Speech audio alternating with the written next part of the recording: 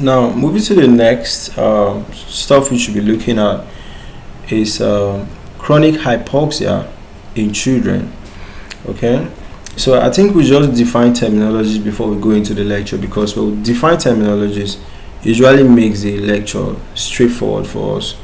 So when I say something is chronic, I just simply mean that thing has been there for a very long time.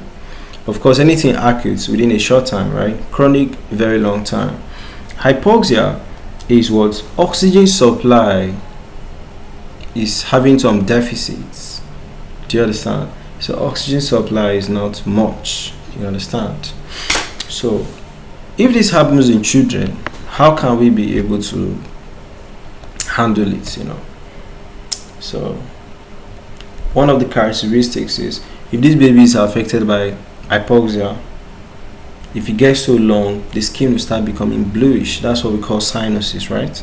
So let's look at it. So chronic hypoxia in children, introduction, is when the body tissues, they are not receiving good amount of oxygen. So it can have a lot of issues. Can cause a lot of issues to the baby, can cause issues to their development, can cause issues to how they are behaving, can cause issues to their overall health. Okay, so it's often linked to underlying conditions. So air we are breathing is free.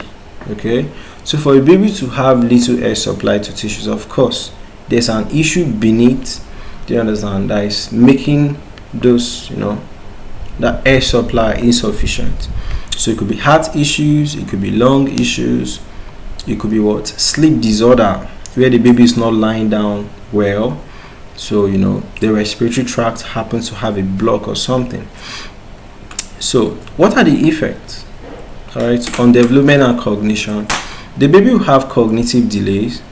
So long-term oxygen deprivation can lead to a whole lot of issues in the memory of the baby, the way the baby is paying attention, then the executive function.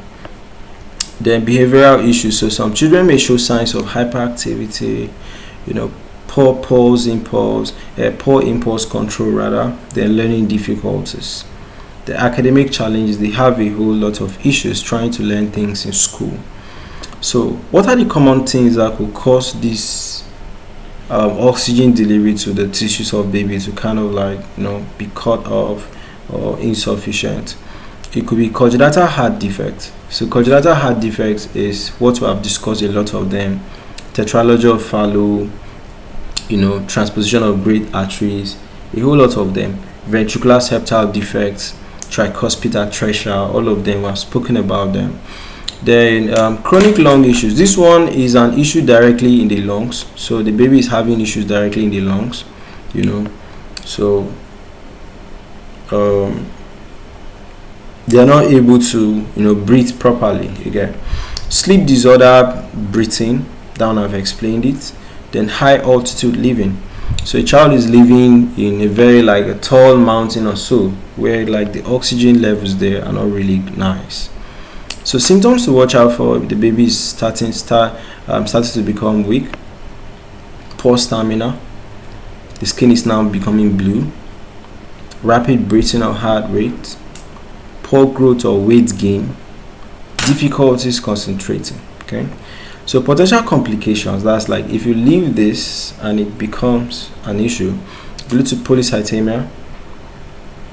So the body is trying to produce excessive red blood cells to compensate, but the body is becoming overloaded. Do you understand? So pulmonary hypertension, it could lead to neurodevelopmental delays. You understand?